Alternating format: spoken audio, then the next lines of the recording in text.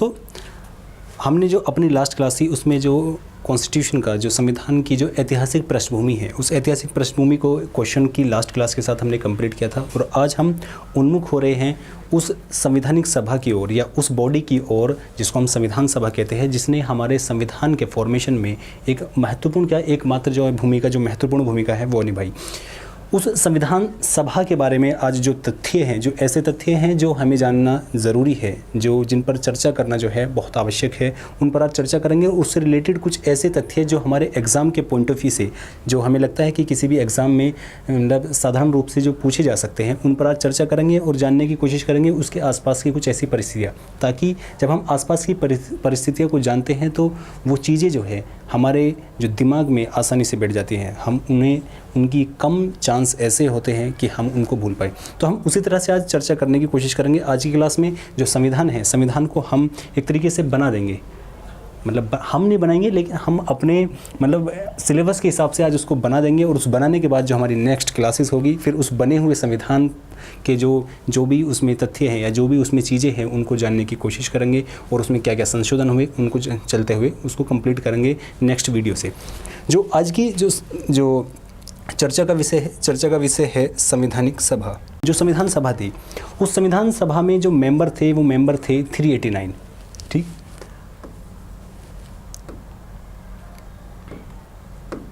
उस संवैधानिक सभा में जो मेंबर थे वो थे 389।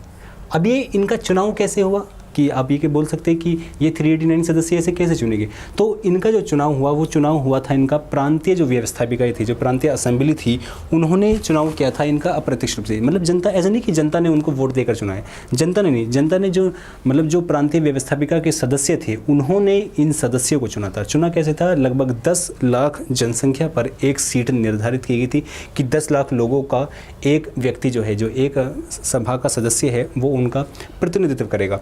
अब उसी तरह 389 सदस्य, अब इस 389 सदस्य में से जो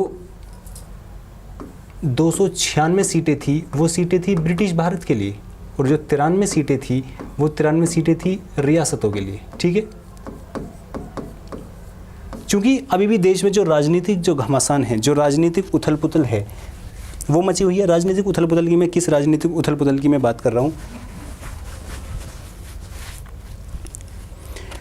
कि मुस्लिम लीग जो है वो पृथक देश की मांग कर रही है, और आपस में कांग्रेस की और मुस्लिम लीग की कुछ मीटिंग से चल रही है, जिसमें मुस्लिम लीग में सेंटर में मोहम्मद अली जिन्ना है और यहाँ पे नेहरू साहब है और गांधी जी है, आपस में उनके विवाद चल रहा है। तो उसी विवाद में जब देश का जो बंटवारा जो हो जाता है, उस बंटवारे के बाद जो सीटें जो ऐसी जो संपूर्ण अखंड भारत के लिए जो निर्धारित की गई थी, वो सीटें जो है कम हो जाती है। अब कम होकर जो वो सीटें रह जाती हैं, वो सीटें रह जाती है 299। अब इस 299 में से जो क्लासिफिकेशन है जो होता है वो 229 सीटें ब्रिटिश भारत के लिए, ठीक, और जो 70 सीटें हैं वो दी जाती हैं रियासतों को। ठीक, अब ये मेंबर जो है, ये जो एक मेंबर है, ये मेंबर बन चुके हैं, ये मेंबर अब अपना कार्य करना शुरू करते हैं। उसी कार्य करने के प्रक्रम में, उसी कार्य करने की प्रक्रिया में जो पहली मीटिंग इनकी होती है वो 9 दिसंबर 1946 को होती है। अब जब कोई भी संस्था या कोई भी लोग ऐसे बैठते हैं तो उसका एक अध्यक्ष होता है जो अंतिम रूप से फैसला सुनाता है। अब अध्यक्ष यहाँ पर अभी चुना नहीं गया, लेकिन जब पहली बार वो बैठते हैं, क्योंकि पहली बार बैठ रहे हैं, जब पहली बार बैठते हैं तो वो आपस में सब मिलकर एक ऐसा निर्णय लेते हैं कि हम फ्रांस की तर्ज पर अपना एक सदस्य चुनेंगे। फ्रांस की तर्ज वो है क्या, कि फ्रांस का तरीका क्या था? वो फ्रांस का तरीका ये था कि उस मीटिंग में जो भी सबसे ज़्यादा बुजुर्ग, सबसे ज़्यादा एल्डरली व्यक्ति होगा उसको हम अपना अध्यक्ष चुनेंगे। तो उसी क्रम में उन्होंने अपना अध्यक्ष चुना था डॉक्टर सच्चिदानंद सिन्हा को। अध्यक्ष चुन लिया है। अस्थायी अध्यक्ष यानी कि पहली जो संवैधानिक सभा के जो प्रथम अध्यक्ष है, प्रथम भी अस्थायी अध्यक्ष, वो कौन है? सच्चिदानंद सिन्हा। अब ठीक, अब जो 11 दिसंबर को जो दूसरी बैठक होती है, उस दूसरी बैठक में राजेंद्र प्रसाद को वहाँ जनता ने जो संवैधानिक सभा के सदस्य है वो चुन लेते हैं स्थायी अध्यक्ष के रूप में। अब देखिए, यहाँ पर एक सवाल कभी भी ऐसा है कि पूछ सकता है। सवाल क्या है? थोड़ा सा वो डीप है। डीप भी ऐसा है कि ज़्यादा डीप भी नहीं है, लेकिन पूछने की संभावना बनी रहती है। जैसे जो संवैधानिक सभा के 2 अध्यक्ष थे, मैं कह रहा हूँ कि संवैधानिक सभा के 2 अध्यक्ष थे। अब वो 2 अध्यक्ष कैसे थे? एक राजेंद्र प्रसाद थे, दूसरे थे मावलंकर। कौन थे? मावलंकर, मतलब जीवी मावलंकर। इनको आप लोकसभा के प्रथम अध्यक्ष के नाम से भी शायद इनको जानते होंगे आप। लेकिन ये संवैधानिक सभा के अध्यक्ष कैसे थे? संवैधानिक सभा को 2 कार्य सौंपे गए थे। 2 कार्य क्या थे? वो एक कार्य ये था कि देश के लिए कानून बनाना, क्योंकि देश के लिए कानून भी ज़रूरी है जैसे आज आप संसद कार्य करती है, और एक संवैधानिक सभा का काम था संविधान का निर्माण करना। जब संवैधानिक सभा संविधान के निर्माण का कार्य करती थी तो अध्यक्ष के रूप में भूमिका निभाते थे राजेंद्र प्रसाद। लेकिन वही संवैधानिक सभा जब कार्य करती थी देश के लिए कानून बनाना, कि देश के लिए कानून बनाने की प्रक्रिया में जो बैठक होती थी, तब उसकी अध्यक्षता करते थे जीवी मावलंकर। इस तरह संवैधानिक सभा के हमारे 2 अध्यक्ष थे, ठीक। लेकिन यदि कोई ऐसा क्वेश्चन आता है कि जहाँ पर ये दोनों ऑप्शन में दिए जाए कि संवैधानिक सभा के जो है अध्यक्ष, जो स्थायी अध्यक्ष है वो कौन थे, आप जो ऑप्शन है उसको चूज़ करेंगे राजेंद्र प्रसाद को, ठीक। इसी तरह जैसे 2 अध्यक्ष थे, संवैधानिक सभा के 2 उपाध्यक्ष भी थे। 2 अध्यक्ष और उपाध्यक्ष। उपाध्यक्ष कौन थे? एक HC मुखर्जी उपाध्यक्ष थे और TT कृष्णामाचारी उपाध्यक्ष थे। 2 अध्यक्ष, 2 उपाध्यक्ष। और जो उसमें संवैधानिक सभा ने, जो संविधान सभा थे, उसने BN राव को संवैधानिक सलाहकार के रूप में चुना था। BN राव एकमात्र ऐसे पूरी संवैधानिक सभा में एकमात्र ऐसे व्यक्ति थे जो भीमराव अंबेडकर है, जो प्रारूप समिति के अध्यक्ष है, जो उनकी टक्कर का या उनके जैसा मतलब ज्ञान जो है, जो शिक्षा है वो रखते थे। BN राव का इतना ज़्यादा इम्पोर्टेंट महत्वपूर्ण है। मतलब दुर्भाग्य से लोग जो है इनके योगदान को उस स्तर पर मतलब नहीं समझ पाते हैं या नहीं देख पाते हैं। बड़ी मतलब दुर्भाग्य की बात है हमारे लिए। तो अब उसी क्रम में जब संवैधानिक सभा बनी तो संवैधानिक सभा ने अपने देश के लिए, जैसे राष्ट्रीय हमारा चिन्ह क्या होगा, हमारा फ्लैग क्या होगा, हमारा राष्ट्रीय गीत क्या होगा, गान क्या होगा, उस तरह की जो चीज़ें हैं वो भी अपनाना जो शुरू करा था। उसमें जो 22 जनवरी 1947 को प्रस्तावना को अपनाया, 22 जुलाई 1947 को फ्लैग यानी कि झंडे को अपनाया गया। अब ये झंडा जो है, झंडे के बारे में कुछ तथ्य जो है मैं आपको बता देता हूँ। जो हमारा झंडा है, झंडा हमारा हमेशा 3 और 2 के रेशियो में होगा। 3 और 2 का रेशियो क्या है? जैसे यदि इसकी लंबाई जो है 3 इंच है तो इसकी चौड़ाई जो है वो 2 इंच आवश्यक है। ऐसा नहीं कि यहाँ पर आप इसको 3 इंच कर दे और इसको यहाँ पर आप 1 इंच कर दे, या इसको आप यहाँ पर 2.5 इंच कर दे, आप कर ही नहीं सकते। वो मतलब झंडे का जो है वो गलत रूप होगा। तो इसका जो असली रूप है वो 3-2 के रेशियो में होगा। और जो झंडा है, जो झंडा का डिज़ाइन जो है वो डिज़ाइन किया था, वो झंडे को जो पहली बार जो डिज़ाइन किया था वो किया था P वेंकैया ने, पिंगली वेंकैया ने। किसने? पिंगली वेंकैया ने। और इसके बारे में एक और कि जो झंडा है, जो पहली बार जो मैडम भीकाजी कामा ने जो 1907 में जो तिरंगे को फहराया था, वो फहराया था जर्मनी में। किसने? मैडम भीकाजी कामा ने।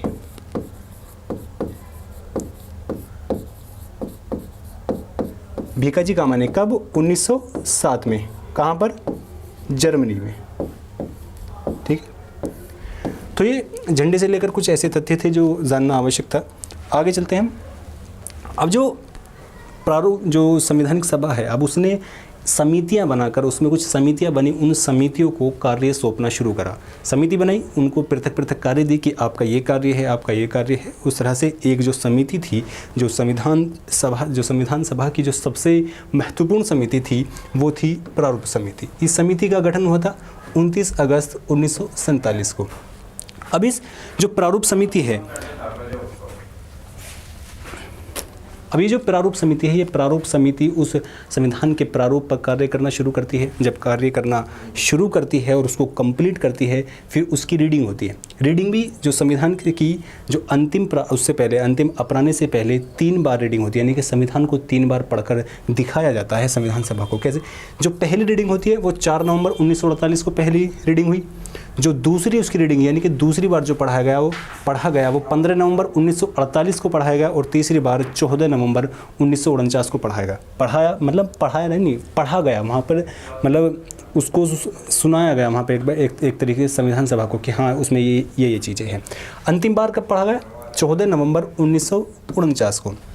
अब पढ़ा गया तो उसमें जैसे यहाँ पर पढ़ा गया होगा, कुछ ऐसी चीज़ें हैं जो संविधान सभा को सही नहीं लगी होंगी या सही पास नहीं होंगे, कुछ उसमें संशोधन, कुछ प्रस्ताव दिए गए होंगे उसमें संशोधन के, वो संशोधन हुआ होगा, यहाँ पे कुछ और नई चीज़ें निकल कर आई होंगी, फिर तीसरी बार यहाँ पर पढ़ा गया और इस तरह जो 26 नवंबर 1949 है उसको संविधान सभा ने संविधान को अडोप्ट कर लिया, संविधान को अपना लिया। जो अंतिम प्रारूप है या अंतिम जो उसका प्रारूप एक तरीके से कहते हैं ना कि अंतिम स्ट्रक्चर जो है उसकी संविधान की, वो 26 नवंबर 1949 को अपनाई। अब इसी दिन 26 नवंबर 1949 को अपनाने के कारण 26 नवंबर को किसको 26 नवंबर को हम विधि दिवस या संविधान दिवस, विधि या संविधान दिवस, ठीक है, विधि दिवस या संविधान दिवस हम इसी कारण 26 नवंबर को मनाते हैं क्योंकि 26 नवंबर 1949 को संविधान सभा ने संविधान को अपनाया था। अब इस जब संविधान को अपनाया तो उस पर रेटिफिकेशन, मतलब उसके रेटिफिकेशन के लिए जो वहाँ संविधान के सदस्य थे उन सब लोगों ने अपने साइन किए कि हाँ मैं इसको मतलब अपनी अनुमति देता हूँ या मेरी इस पर जो है रजामंदी है या मेरी जो है इस पर कि मैं इसको एक तरीके से कि हाँ मैं इसको रेटिफाई करता हूँ। तो जो सदस्य के थे, अब देखते हैं कि सदस्य जो साइन किए थे वो 284 सदस्यों ने की थे, लेकिन आप ये भी जानते हैं कि सदस्य कितने थे 299 व्यक्तियों ने, मतलब संविधान सभा के जो सदस्य हैं अब भारत में पाकिस्तान के आज बंटवारे के बाद, जब मतलब हमारे देश का बंटवारा हुआ पाकिस्तान के जाने के बाद जो सदस्य बचे थे वो कितने थे 299, लेकिन साइन कितने लोग कर रहे हैं 284। अब ये 15 लोग जो है ये कहाँ गए, ये कुछ ऐसे सदस्य थे इसमें जो अनुपस्थित थे या कुछ ऐसे थे जो अनिच्छुक थे, तो इसलिए सदस्य किए 284 ने। जो पहले जो प्रथम जो साइन किए, जो सबसे ऊपर साइन किए वो किए थे पंडित नेहरू ने, और जो अंत में जो सबसे लास्ट में साइन किए थे वो किए थे डॉक्टर राजेंद्र प्रसाद ने। अब यहाँ पे जो डॉक्टर राजेंद्र प्रसाद है इन्होंने जो साइन किए थे, जिससे कि एक एग्जाम में मैंने देखा था कि इनकी भाषा पर साइन आ रहा था कि मतलब डॉक्टर राजेंद्र प्रसाद ने किस भाषा में या किस लिपि में साइन किए थे। तो जो डॉक्टर राजेंद्र प्रसाद ने साइन किए थे वो देवनागरी, यानी कि जो हिंदी के लिए जो हमारी लिपि यूज़ होती है देवनागरी और इंग्लिश में। और जो अब्दुल कलाम थे उन्होंने साइन किए थे, अब्दुल कलाम ने जो हमारे शिक्षा मंत्री भी थे पहले, उन्होंने साइन किए थे उर्दू में। ठीक, तो ये थे जो संविधान सभा के जो कुछ ऐसे तथ्य थे जो हमने जाने। अब आगे जो है जिसे जब संविधान सभा जो बैठनी हुई, जैसे मैंने आपको बताया कि जो पहली मीटिंग है, पहली मीटिंग कब हुई थी इसकी 9 दिसंबर 1946 को। इसकी जो टोटल मीटिंगें हुई है, टोटल मीटिंग हुई है इसकी 11। अब इस 11वीं जो मीटिंग थी, जो 11 मीटिंग हुई, 11वीं मीटिंग हुई थी 24 जनवरी 1950 को, क्योंकि आप जानते हैं कि 26 जनवरी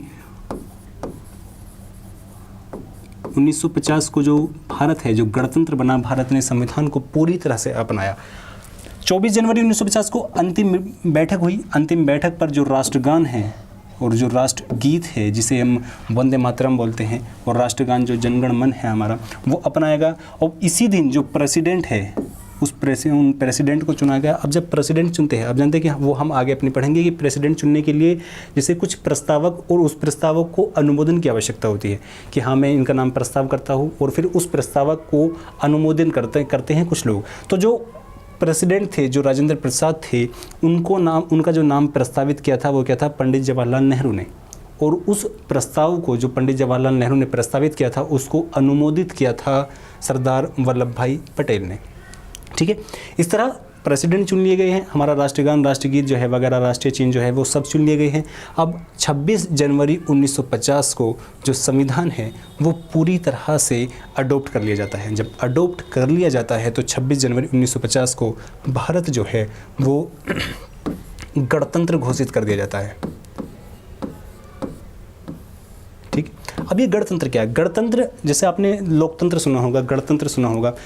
लोकतंत्र और गणतंत्र दो ऐसी अवधारणाएं हैं जिनमें आदमी जो है मतलब एक तरीके से कंफ्यूज होता है। मैं आपको वो कंफ्यूज दूर करने की कोशिश करता हूँ। जो गणतंत्र है, गणतंत्र का बेसिकली मतलब यही है कि उस देश का जो राष्ट्रीय अध्यक्ष होगा, जैसे हमारे यहाँ के राष्ट्रीय अध्यक्ष जो है वो प्रेसिडेंट होते हैं, राष्ट्रपति होते हैं, वो चुना जाता है, उसको इलेक्ट किया जाता है। वो बेसिकली मतलब वो इलेक्ट जो किया जाता है वो प्रत्यक्ष रूप से भी हो सकता है, वो अप्रत्यक्ष, जैसे हमारे यहाँ पर जो प्रेसिडेंट है उसको चुना जाए, उनको प्रेसिडेंट को चुना जाता है, मतलब जो पद्धति है आनुपातिक पद्धति जो है उस पर उससे चुना जाता है। तो यदि किसी देश का राष्ट्रीय अध्यक्ष जो है वो चुना जाता है, उसका चुनाव होता है, तो उस देश को हम गणतंत्र बोलते हैं। जैसे हम गणतंत्र है और लेकिन हम लोकतंत्र भी है।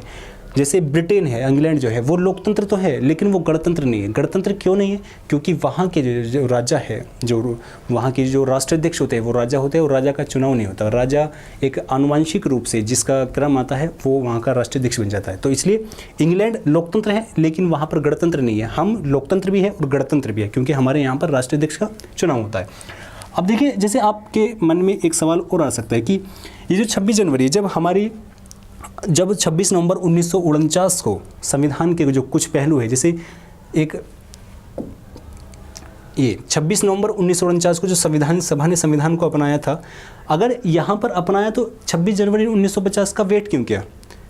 वो वेट इसलिए किया क्योंकि 26 जनवरी जो है वो हमारे स्वतंत्रता की जो दिशा है उसकी तरफ जो ले जाने वाले लोग हैं उनके लिए एक बहुत ही मतलब यादगार दिन था। यादगार दिन वो क्यों था?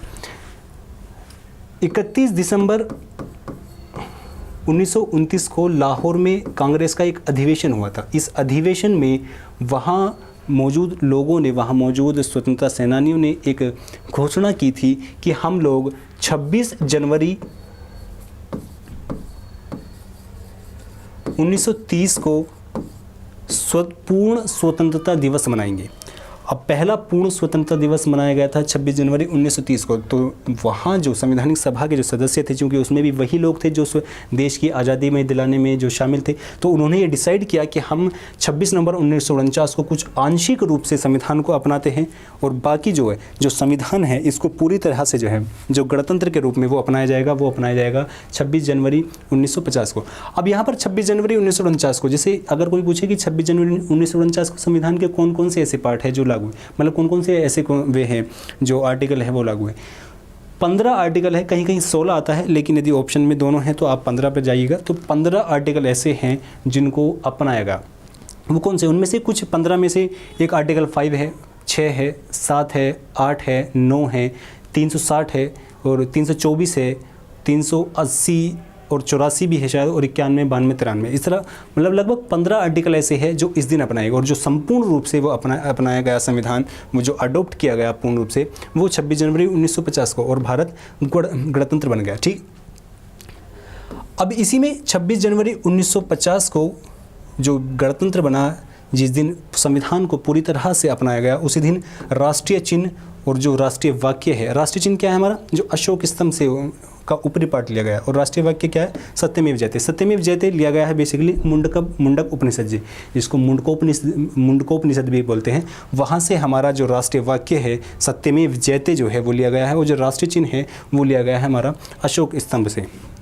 अब जो है हमारा जो संविधान है, अब बनकर हमारा संविधान तैयार हो चुका है। अब इस संविधान को हमने आज तैयार किया, और अब जो हमारी नेक्स्ट वीडियो होगी, अब उसमें जो संविधान के जो ऐसे जो पार्ट्स है कि क्या क्या संविधान के भाग कितने हैं, संविधान में अनुसूचियाँ कितनी हैं, एक एक भाग को हम लेते चलेंगे और संविधान को कंप्लीट करेंगे। आशा करता हूँ कि जो आज की क्लास है आपके लिए फ्रूटफुल रही होगी, और शुक्रिया।